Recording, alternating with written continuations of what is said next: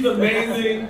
She's working on getting over her fears and not being able to fear anything. You guys are already clapping your hands right now. So, ladies and gentlemen, the Hotel Cafe is proud to present 81!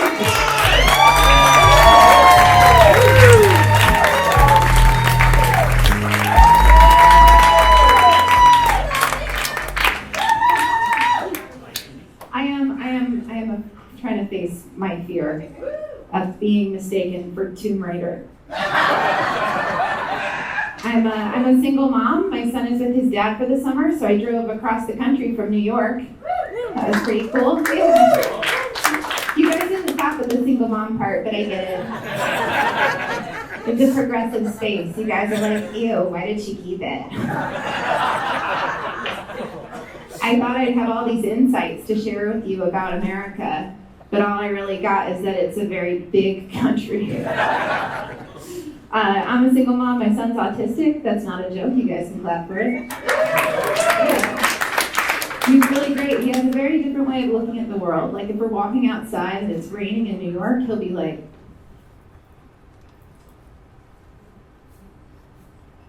that's a lot of air conditioners.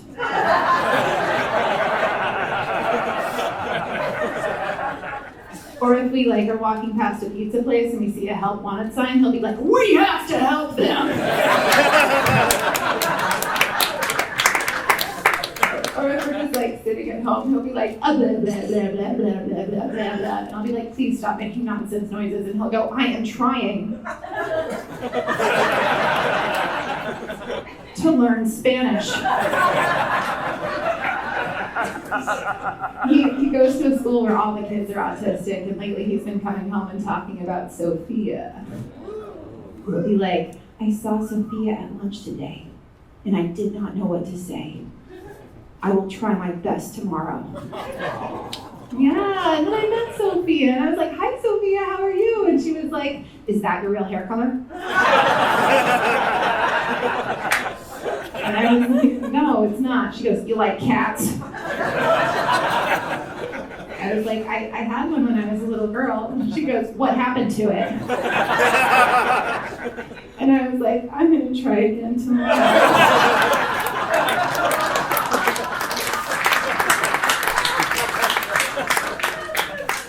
I don't know. Dating as a single mom can be a little weird. I get asked out on Instagram a lot. One guy messaged that he was going to come to a show with flowers, and then he never showed up. Yeah. I was really disappointed, but mostly in myself, because his IG handle was fuck them hoes. But I was excited. Because if we had gotten married, I could have been Mrs. Them hoes, you know. I date men and I date women. Thanks. Actually, that was more positive than the single mom stuff. Okay, I know that. That's cool. Yeah, I think women are a lot prettier. Yeah. But men are a lot more persistent. You should know, in the grand scheme of things, that men and women are equally disappointing.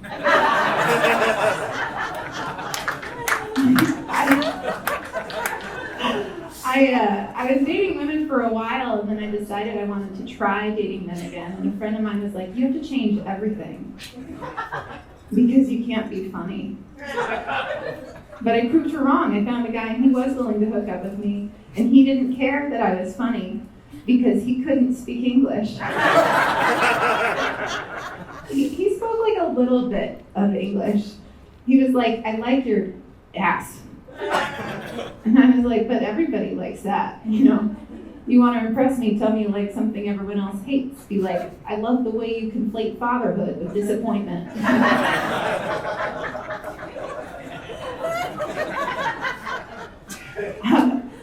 I went to an all-female sex party in New York. Yeah. Have you guys ever spent an entire night talking?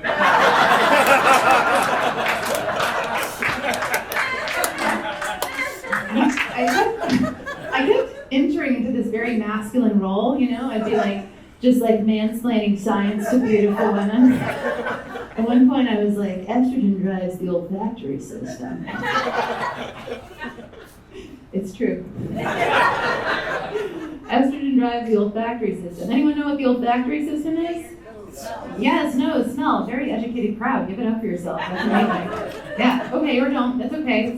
All right, we're modest. We're modest when we talk. But yeah, so the olfactory system is your sense of smell. The more estrogen in your system, the stronger your sense of smell, which was maybe why we weren't eating each other out.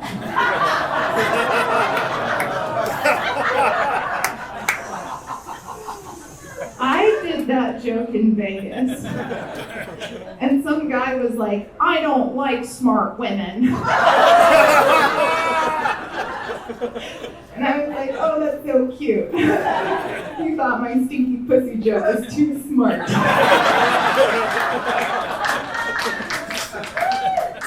You guys, I wanted to maybe try something a little different tonight, if you guys might be open to it. I do psychic readings sometimes in New York, and I was wondering if anyone wanted to volunteer to receive a psychic reading. Would you like to come up? All right. You can walk around on the stairs just so we don't get sued. Oh wait, is that walked off? This is more complicated than I thought. I should have seen this coming. Okay, I think if you can very delicately, these are beautiful boots, by the way. Wow. Okay, what's your name? Lily. Lily, can we give it up for Lily? And Lily, I just want you guys to know I drove Lily here, but it's not at all planned. Wait, Lily, tell them how long ago we met. Like an hour ago? I think it was longer than that, but yeah, no, that's fair that you're being kind. But we don't know each other that well. All right, and so have you ever received a psychic reading before? I have not. Oh, this is so exciting then. All right, so I'm gonna have you face the crowd. And, oh, perfect, and you're gonna just not face me. See, what happens is when I read someone psychically, usually they have a defense mechanism energetically, and they'll try to either, not attack, but you gotta attack me. And so I'm gonna have you face them. You can have your eyes open and scary, or you can close them. All right, and I'm gonna center first, and then I'll tell you when I start to read. One sec.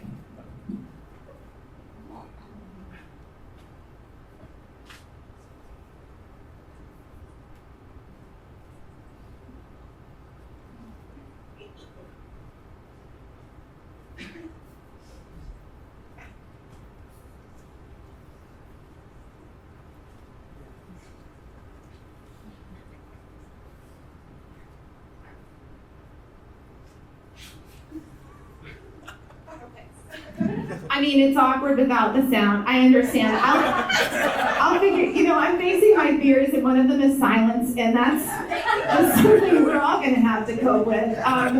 This has never been this hard. I don't know why Los Angeles, you guys don't like silence at all. It's worse than New York, but that's okay. I'm going to try to interpret. I feel like I cut it a little short, but I'm going to try to see what I encountered. So I got the sense that you're a bit guarded due to something, like you didn't have it. What I picked up is that you had like a video game console as a kid that you were not allowed to have consistent access to. Yes. So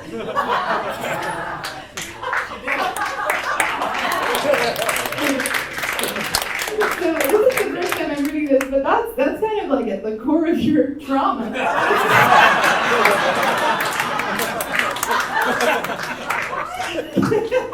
It is like the core of why you're a guarded person now. Can you tell me more about what that was like? I think they just knew I was gay. I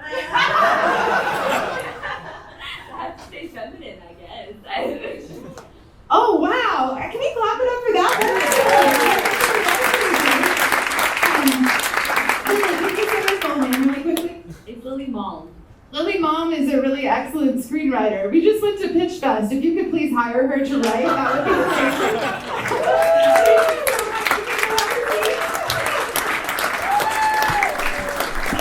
Oh my God. How do I close? How do I end this? That was amazing. I was really scared that I was going to be very much off because I had never seen a video game console denied access contributing to a lifetime of guarded romance. But you know, no, that's great though. I'm excited about it. I guess this is a good enough time to talk about my parentage. I grew up with two dads in the 90s in San Francisco. Yeah, but it was not like a cool gay thing. I just had a dad and a stepdad. They both hated each other. So when I was 7, my stepdad wrote a novel in which he murdered my biological father in the fiction.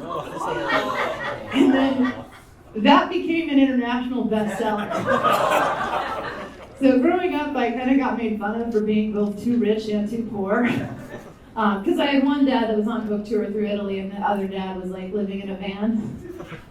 So I think maybe that's what made me so confused, and maybe why I'm bisexual. When I was around 10 years old, I went to my first celebrity play date. I went to this house, and there was like a bouncer in the lobby or whatever, and he nodded at me, and I walked up this staircase, and there was this little girl perched on a bed, and she turned to me kind of like the caterpillar from Alice in Wonderland, and she was like, "Who are your parents?" And my parents weren't anyone. My stepdad wrote the book, you know, so I just said their names, and she looked so confused and concerned, and she was kind of like, why would someone of questionable origins be admitted to my chambers? And I was like, well, who are your parents? And she goes, Don Johnson and Melanie Griffith. Now, at the time, I didn't really have like the emotional vocabulary to deal with it, so I just clenched my fist at my side and sort of said at the top of my lungs, "What if God is God?" And she sits up in the bed and she goes, "Who is God?" Now at the time, my parents were atheists, but I was going to Catholic school, so I had kind of a perspective. I was like, basically, God is watching everything you do, so you have to be good. But if you don't believe in God, you get to do whatever you want. But if you're wrong, horrible things will happen to you. And she looked so confused and so upset, and I was like, listen, it's not really like that. Whether you're hyper-religious or atheist, you see the world as black and white, and life is not black and white. And I feel like she really took that to heart, because on that bed was 5-year-old Dakota Johnson. And in 20 years, she would become the lead of a $3 billion franchise called 50 Shades of Grey. Thanks, everybody.